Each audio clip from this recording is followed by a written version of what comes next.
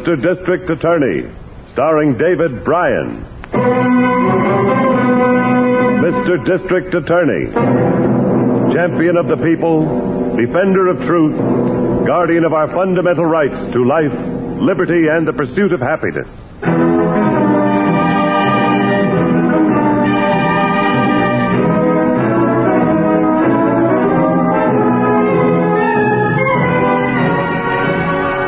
And it shall be my duty as district attorney not only to prosecute to the limit of the law all persons accused of crimes perpetrated within this county, but to defend with equal vigor the rights and privileges of all its citizens.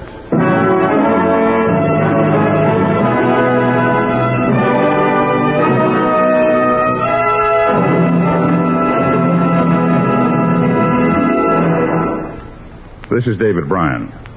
In a moment, we'll bring you another case from the files of Mr. District Attorney. But first, a word from our sponsor.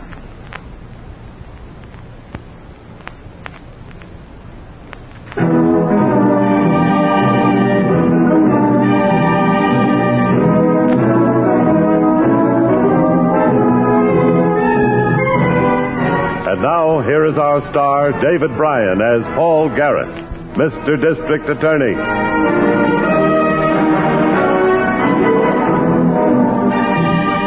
The welfare of a city or county is not jeopardized by criminals alone. Nature itself is capable of sudden and unexpected violence that can lead to terror and death. This case started as part of a natural calamity. A gasoline truck skidded on a wet street, hitting a power pole near the city gas works. Sparks exploded the truck, and like a chain reaction, the storage tanks. In a matter of seconds, the entire section was rocked with explosions as flames swept a quarter-mile area of warehouses and tenements. 72 hours later, the combined fire departments of several cities were still struggling to get the flames under control. The death toll and damages were appalling.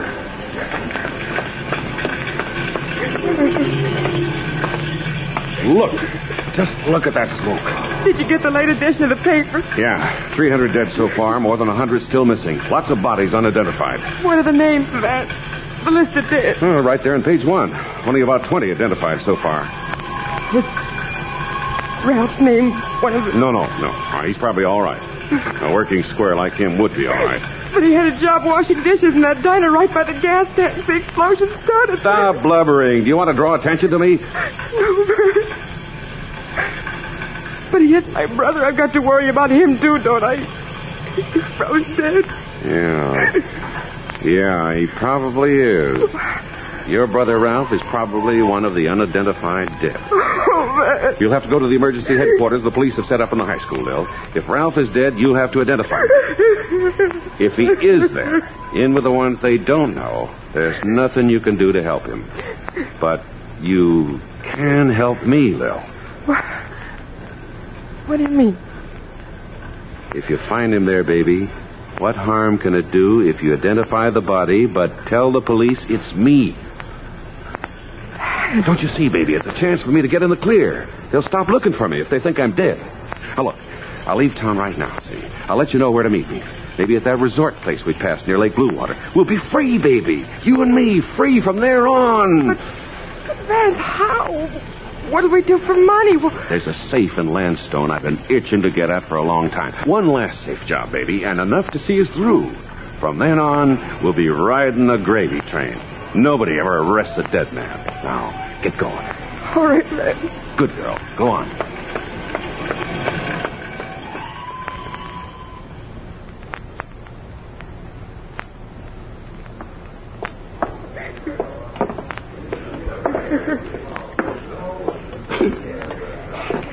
You're sure your husband isn't at any of the other places where bodies are being held? The city morgue? No.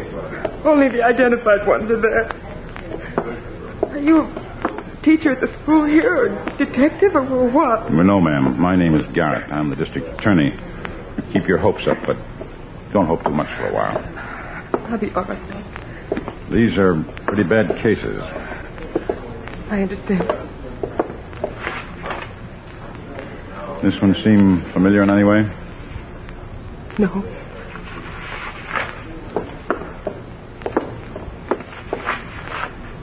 This one? No.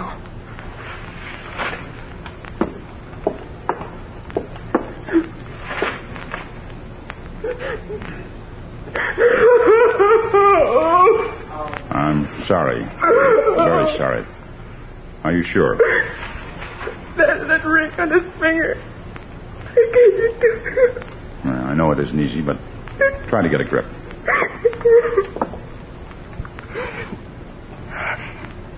I'm all right now. You'd better give me his name for the identification tag. His name is Vance. My husband, Vance Young. Vance Young? Yes. I'm afraid I'll have to ask you a few more questions, Mrs. Young. Would you mind stepping over here into the alcove?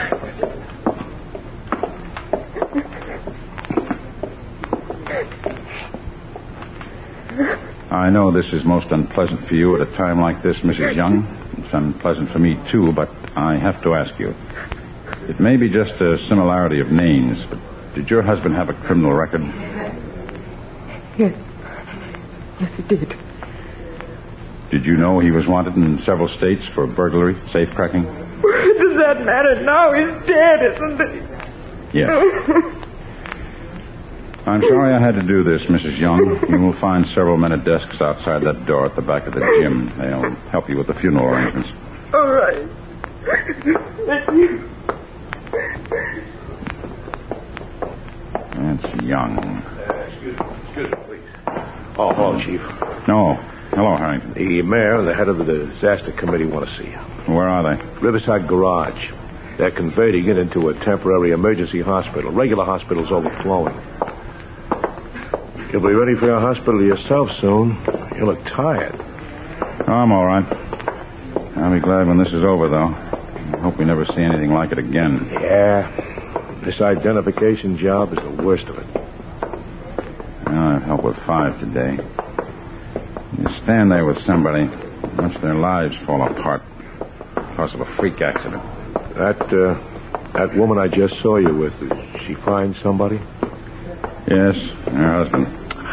Harrington, the man she identified was Vance Young. Vance Young? The safecracker? Yes. Was he hiding out in the tenement district? No, she said he had gone to visit a friend at a diner near the gasworks just about a half hour before the explosion. Well, I guess the explosion closed our files on him for good. Oh, when you check back to the office tonight, have Miss Miller put out a bulletin to all law enforcement agencies. Take Vance Young off the wanted list. There's no point in looking for a dead man.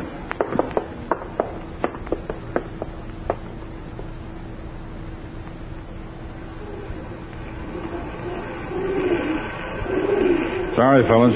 That's all the breadcrumbs for today. See you for lunch tomorrow. I thought I'd find you up here on the roof. Oh, hello, Miss Miller. I was just feeding the pigeons. Elevator boy told me. Harrington called from the basement garage. He wanted to speak to you. He's on his way up. Oh, there he is now. Hello, Harrington. Hi, Chief. You busy?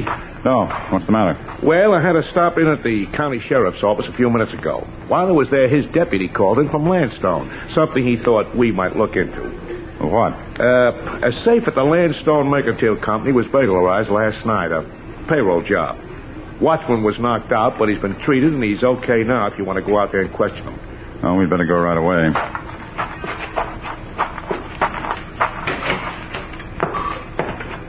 The elevator. I'll ring. What was it, Harrington? A safe cracking? Yeah. Well, at least there's one safe specialist we can eliminate right from scratch on this one. Who? Vance Young. Oh, yes. I'd almost forgotten about him. Dead men don't rob safes, do they? And here's the elevator now.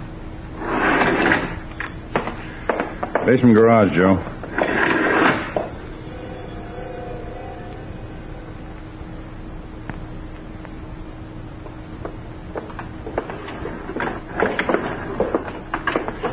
Well, this is the layout, Chief, according to the deputy's report. These back rooms are used for storage. He came in through the back, went through that door over there to the general office. That's where the safe is. You want to see it? Yes. There it is. Out over there beside the filing cabinets in the corner. Yeah, Lucas Hercules, huh? Mm-hmm. Yeah, new model, too. steel and wrought iron plates and more alarm wires and a police switchboard. Yes, but a good safe cracker could divert the alarm circuit without tripping it. Then the box is a cinch because he's got the wire holes to start working on. Take a look. All right. Back plate is blown clear off. Doesn't even look like he used a drill. No, small nitro charges in the wire holes, and it was as good as having the combination. I'll give you a yell for the watchman, will you? Yeah, sure. Hey, you from the sheriff's office. Yeah, you. Send that watchman in here, will you? Oh, here's where the circuit was jumped, Harrington. Neat hookup. Mm-hmm. Lab crew take a complete set of photos? They always do. Oh, here comes the watchman. You fellas want to see me? I'm the watchman. Yes, what's your name? Edwin Winkler. Everybody calls me Winky. I understand you were knocked out. How's your head? Well, aspirin ain't going to help it any, I tell you. Think you're going to get that fella that did it? We'll be able to answer that better when all the fingerprints are checked. Fingerprints. He didn't leave none, I tell you. He's wearing gloves. I saw him. Looks like our best bet is going to be an MO check, Harrington. Yeah. M.O. check. What's that? Modus operandi. All people have definite work habits, even criminals. They repeat the same procedure on each job they do. It forms a pattern. Yeah, we've got a pattern here, all right, Chief. Well, I can think of 3 men suited by that M.O. 3 safe crackers whose work we've seen before. Yeah. Well, let's see. There's Bert Larkin, but he's still doing time in Folsom for a job he pulled on the coast. Yes, and the other 2 are Jack Fontaine and Vance Young. Yeah, but Young is dead. That just leaves us Fontaine. You mean you know who did it with nothing to tell you? An M.O. can be almost as good as fingerprints or a signature. Well, I'll be dinged. Maybe that fella'll pay for slugging me after all, and for hurting my arm when he grabbed me in the alley out there. You said he grabbed you? Why, yeah, he whipped my arm up behind me, then jabbed a thumb up behind my ear. It hurt like crazy. I got it, a judo trick, Chief. That still fits Fontaine. It fits Vance Young, too. When did the burglar slug you, Winky? After he made me open the back door and let him in. Sneaked up on you before you could draw your gun, huh? Sneak nothing. That's why I didn't suspicion him at first. He come walking up the alley whistling like somebody taking a shortcut through. I didn't see the mask he was wearing till I lit a match. He asked for a light, see? Then he grabbed me. He got me in here and then beat on me and kicked me. That doesn't sound like Fontaine, Chief. It wasn't Fontaine. He always wears sneakers, comes up on a watchman from behind without a sound. That trick of asking for a match is Vance Young's. Gets the watchman's hands high and away from his gun. But Chief, Vance Young is dead. Maybe yes, maybe no. But I know one thing. We're going to find out.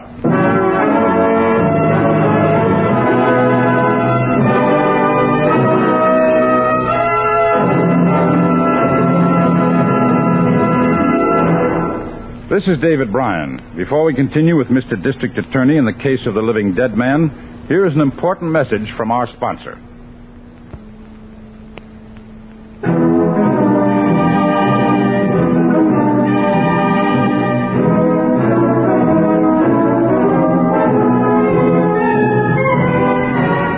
And now back to David Bryan, starring as Paul Garrett, Mr. District Attorney.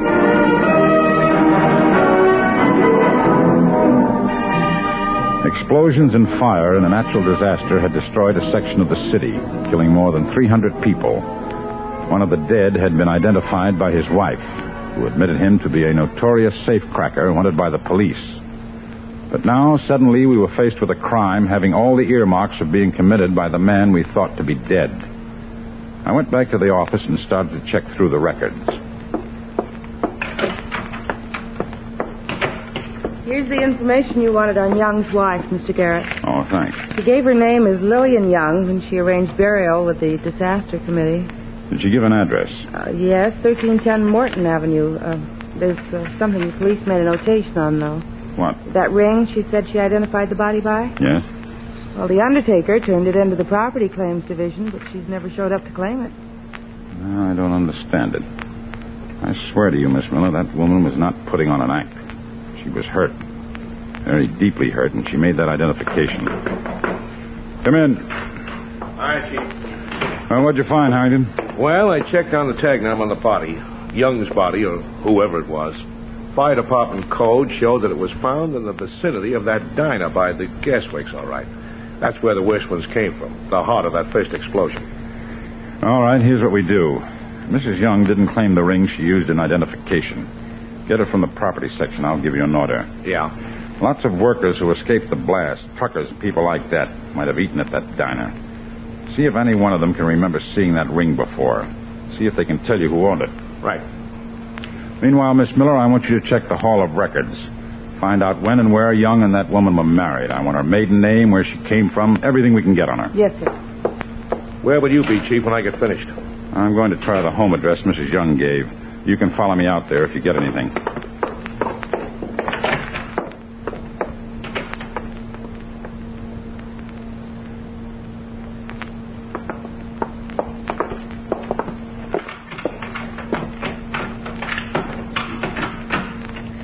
Now, this was the room, mister. If there was anything they did, I didn't know about it. My wife and I run a respectable place here, and I'm sure you do, Mr. Johnson. I just want to look around. Yeah, well, as I said, they didn't leave a thing. They only lived here 5-6 weeks, all told. You get to know the husband very well? To tell the truth, I hardly ever saw him. Come to think of it, I haven't seen him in more than a week since the big fire. He went out one night while that was going on and never did come back. But you say his wife left only yesterday. Yeah, right after the morning mail come. She gave him the keys to the room and packed up and left. After the mail, You know if she got a letter from anybody? Yeah, but I didn't see who from or where from. She waited for the postman most every morning. I got a house to take care of. Maybe Charlie can tell you where she went. Charlie? Yeah, a cab driver has the hack stand right up in the corner. She called him when she got packed. Oh, there's Charlie's cab now. You can see through the window. He just pulled up. Thanks. I'll talk to him. Yeah, so long. So long.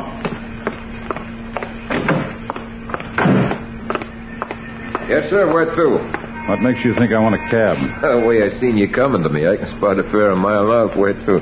Well, that's up to you, here or the police station. Oh, cop, eh? What'd I do, forget to answer the ticket? I'll ask the questions. You pick up a fare yesterday at 1310, the rooming house up the street? Yesterday? Now, let me think. Think faster. The landlord said you did. A woman named Lillian Young. Okay, so I picked her up. So what? Where'd you take her? Bus depot. You know which bus she took? Oh, no, I don't. But whatever it was, it left 11:05. You're sure of that? I ought to be sure. Almost got a ticket for speeding to get to it. We'd had plenty of time. She didn't make me come dashing back here the first time after we was almost halfway to the depot. Dashing back where? Back to the rooming house? Oh, no, back to the laundry up the street there. I guess she had some stuff in there, although she didn't bring a bundle out with her. Place up the street, huh? That's right. Hop in, I'll drive you up there. Oh, thanks, but there's a friend of mine I can ride with. Hello, Harrington. Come on, hop in. I was just heading for the rooming house when I spotted you talking to the cabbie. What's up? Young's been missing since the fire. But Mrs. Young checked out yesterday after getting the morning mail. Caught an 11:05 bus. 11:05. Yeah, that's a northbound, I think. Upstate in the mountain areas. Oh, we can check it later. You got anything on the ring? Oh, yeah. A guy who was off duty at the gas works when they blew. He used to eat at that diner. Said the ring belonged to a counterman named Ralph Brenner. He must have been our dead man. And Mrs. Young must have known him to cry the way she did. Oh, she knew him all right. Miss Miller checked on her. Her maiden name was Lillian Brenner. The guy in the diner was her brother. And that's why she was so broken up. And what's our move? The bus depot? No, a laundry up the street. What? Why? Because that's the last place Lillian Young stopped before she left town.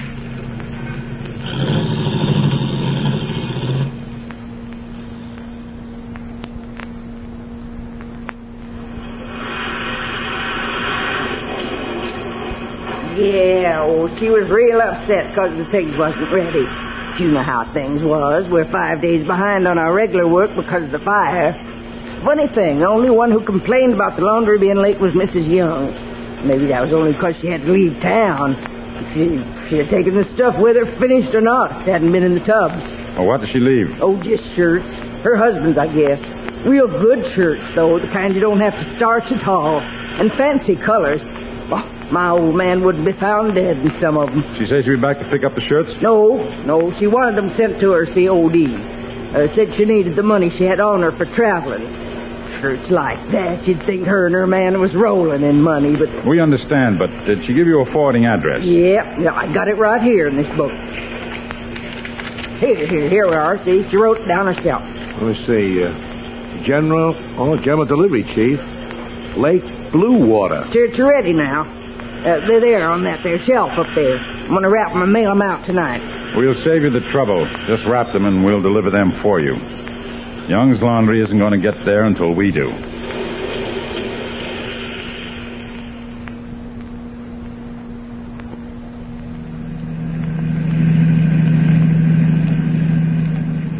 There's the road sign now, Chief. Blue Water. 25 miles speed limit. Better slow down. Yeah, not that there's any need to. That's mostly for summer. Season's over now. Regular residents turn in early. Oh, just the same. It's the law. Yeah. Looks like you're right, though. Main Street's practically deserted. Mm-hmm. Looks like everything's closed up for the night already, except for the movie and the drugstore. Hey, we better find the hotel and turn in. No, I think we better drive out of town. Find a motel someplace on the highway. Motels up here aren't much. Mostly cabins with kitchens along the shore of the lake when we get past town. No, here's the end of town now. I can let her out here a little. I won't mind spending the night beside the lake. Air is crisp and fresh. By midnight, it'll be crisp and frozen. Here's the lakeshore turnoff. I hope we find a place open. We will. Some of the owners must stay on to do post-season repairs. You know, Chief, funny thing about Young's wife remembering his shirts even when she was getting ready to run. I guess it's force of habit for a woman, huh? Strong thing, Habit.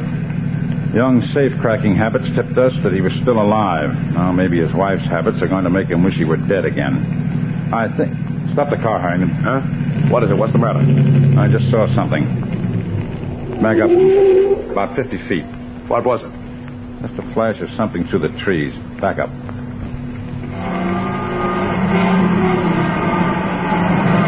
Headlights picked it up as we came past. Little road goes down there, that's all. Wooden sign on that tree. Foster's Cabins. Oh, yeah. See the backs of the cabins down there? It's all dark, though. I see something else, don't you? Put the bright lights on again. Yeah. Wash hanging on a line behind one of the cabins. Look at the two men's shirts on the end of the line. Looks like a couple of rainbows even in this light. Hey. That's the kind of color scheme Vance Young goes in for. The shirts we have in the laundry bundle are just like those. You better put out the lights. Don't slam the car door getting out. Let's walk down and have a look at those shirts. Right. You know the laundry mark on the ones we picked up? Yes, 4 numerals. 1310. Same as the address of the rooming house they lived in. Fine now.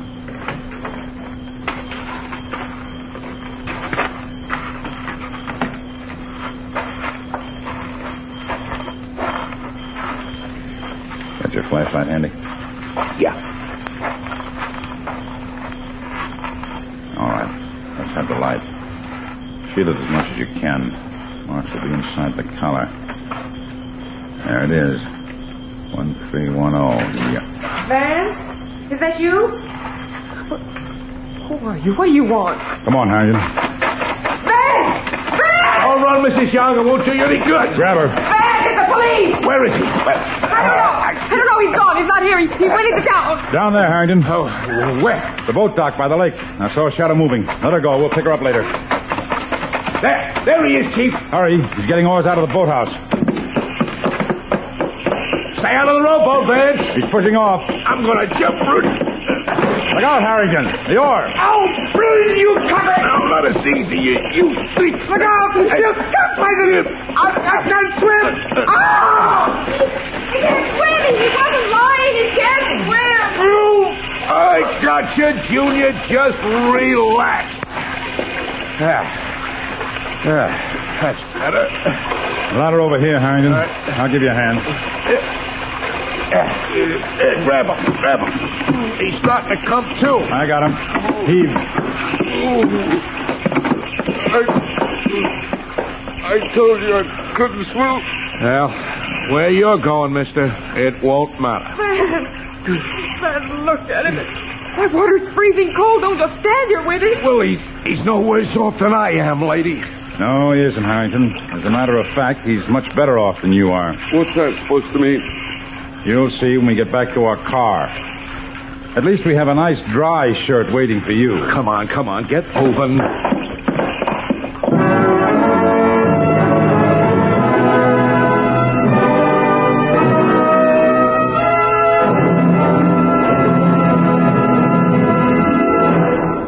This is David Bryan again. I hope you've enjoyed this case from the file of Mr. District Attorney. I'll be back in just a moment after this message from our sponsor.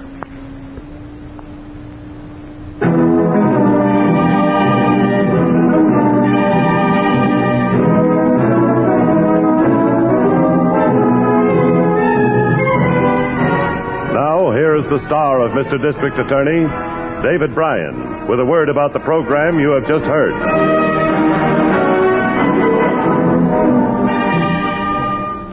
Having been convicted 3 times previously for felonies, Vance Young, on this 4th conviction for burglary and assault, was sentenced to life imprisonment as an incorrigible criminal. His wife, Lillian Young, having no previous criminal record, was sentenced to 5 years in the women's penitentiary for aiding a criminal, obstructing justice, and willfully giving false information to law enforcement authorities. Now, this is David Bryan inviting you to join us when we present our next case based on the facts of crime from the file of Mr. District Attorney. Mr. District Attorney was originated by Phillips H. Lord.